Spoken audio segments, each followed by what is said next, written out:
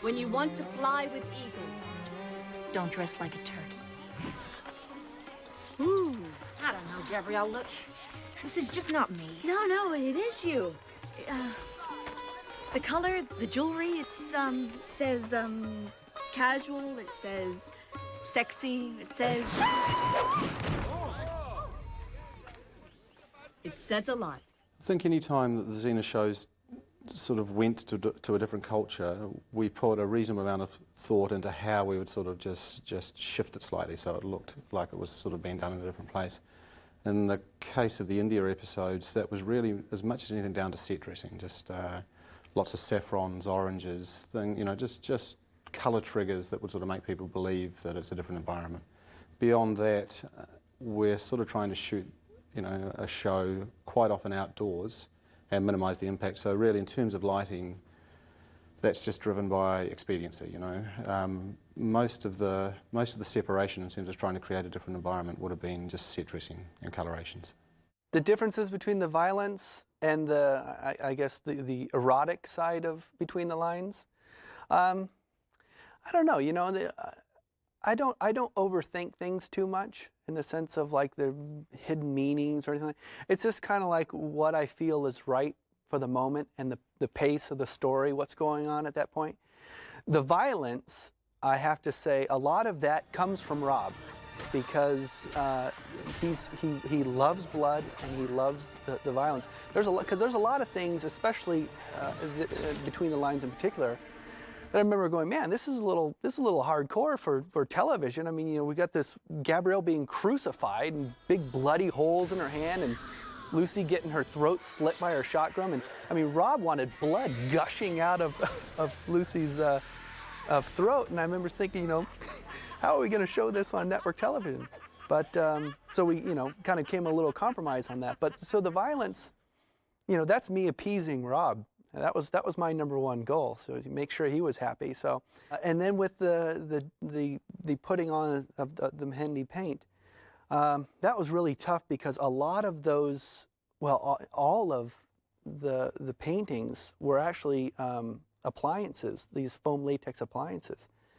So it took like an hour and a half or something for Lucy and Renee, because there was this kind of raised stuff, and we couldn't actually do the stuff because of the drying time, and then of course it would actually stain her skin. So all of that stuff was appliances that were individually cut out and then applied on. So it was a wonderful effect and great job by the makeup artists and stuff, but man, it was time consuming.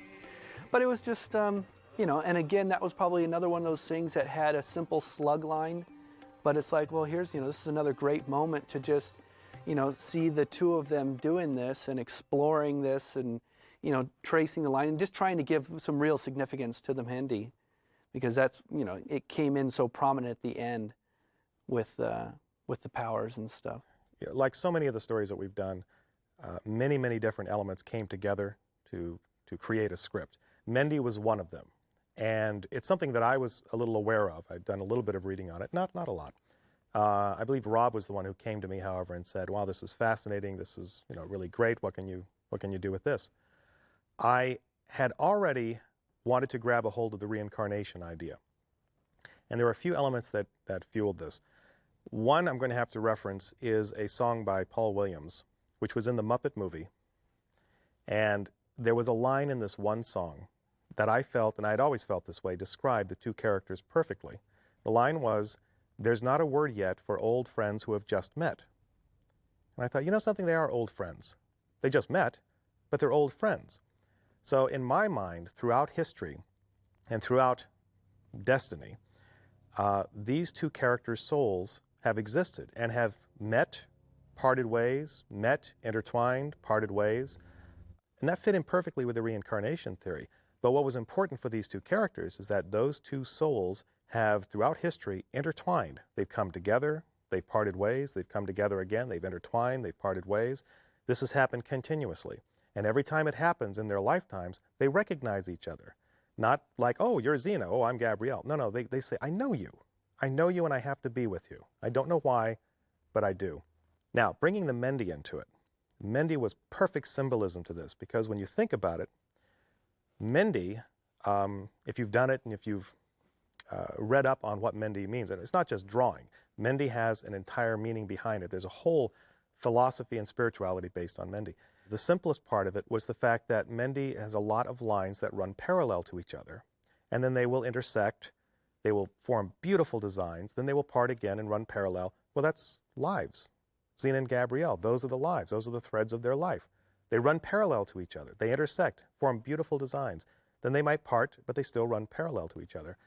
And what really counts is what's between those lines. There's the title, Between the Lines. You destroyed Alti at the one time in her karma when she was most powerful. The one time? Oh, yes. Her soul is not destroyed. It will return many times, filled with evil. But you will always be there to meet it. And you, Gabrielle, you both walk a path together. Think of yourselves as lines in the Mendi. Separated, but forever connected. In the case of, say, things like the market scenes and Between the Lines, what we're probably trying to do as much as anything is, as you say, pick out the subject from the background. We're also probably trying to make reasonably small, manageable numbers of people look like vast crowd scenes.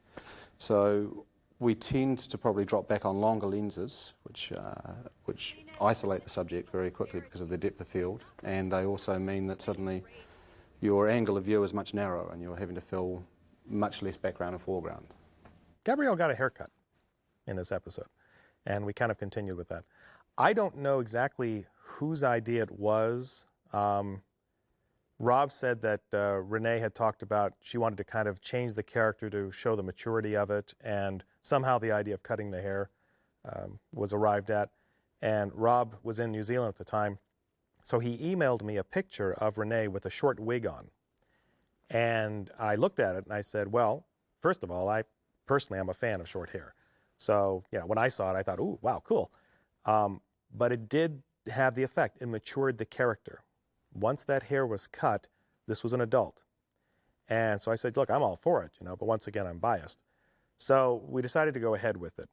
I think at that point we were trying to figure out, well, where could we actually introduce this and cut her hair? I like this. I like the way it gets cut, you know, by Xena Chakram. That's kind of a nice way to do it. Certainly a clean cut. Lucy is the head of the snake on the show. I mean, she sets the tone and the pace for everything. And when I first came on, you know, again, I don't really know how they're shooting their fight scenes. A lot of shows do things differently. You know, you always know that they have stunt doubles and stuff, and you always think, okay, well, you know, you get in there and you do the real close stuff of the lead actors, and then you swap out for the stunt doubles. But when I got in there, I'm shooting, you know, I'm shooting everything with her. And the only thing we didn't do was the reverses back on the baddies. That would be over a stunt double. But everything else is her. Yeah, so that, and she's got so much energy on the set. You can't complain if you're another actor, like, oh, I don't want to do that, because there's Lucy doing it. So all you can do is go, oh, okay. And that's a real good credit to her, because she was out there doing it with no complaints.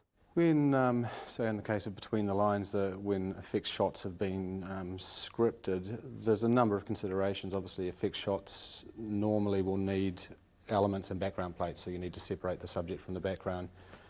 This creates kind of a constraint of how do I get a green screen in behind the subject in the set lighting, so that the element, the subject sort of still looks like they come from the same place as the set.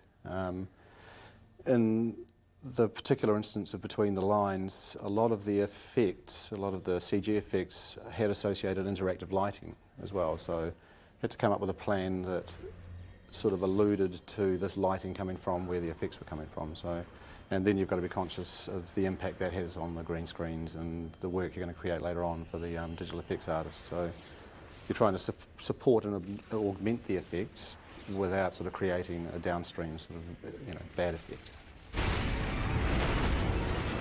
And a lot of that was Rob's brainchild. He had a very specific vision for this in mind, and having it up above and then coming down and stuff. I don't know where, you know, I don't know what prompted this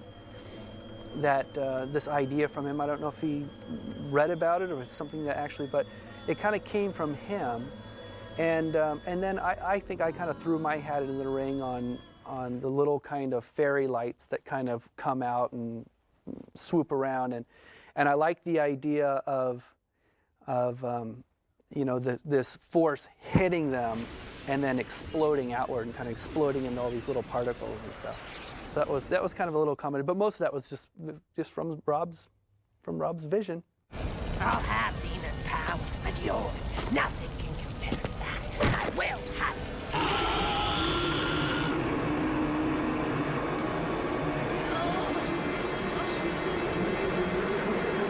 Claire was a ball. She used to always make me laugh, and when she performed Alti, because she's the nicest woman, just a pleasure to be around. But when she became Alti, she was just pure evil. The laugh, the looks, you know, the little smiles, her attitude, and I just, you know, it just made me laugh. I'd be behind the monitors watching her, just kind of chuckling.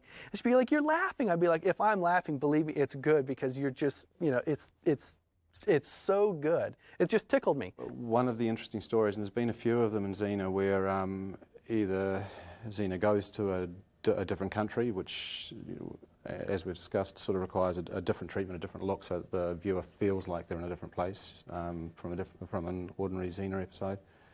And Between the Lines also had the past, future, or present, future kind of consideration. So we sort of had to come up with a treatment there that, whilst it was subtle, it was just a cue for the viewer to know that they'd moved to a different time zone. So we came up with sort of a bit of a plan there for a post-production grade, where we actually added filtration in post-production, which was quite subtle, and we tended to sort of go for a crunchier, what I almost describe as a bleach bypass look, so that it was more monochromatic and separated from the rest of the show. It was also true of the setting.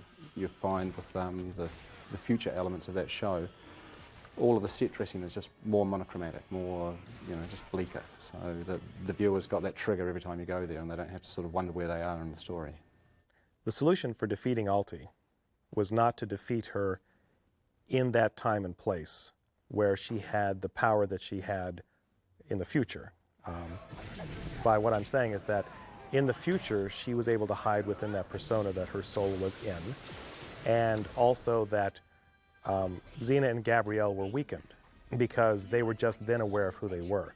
Bringing her back into the present unleashed a lot of Alti's power. However, it also restored who Xena and Gabrielle were. As a subtext to it in my own mind, they weren't just fighting Alti in a different time. What they were doing is they were actually pulling her karma back. And of course, that in combination with the powers that Nyema could give them, allowed them to defeat her. And an incredibly stunning visual effects that even, I have to say, I didn't expect to see on the screen. But wow, well, it was pretty incredible.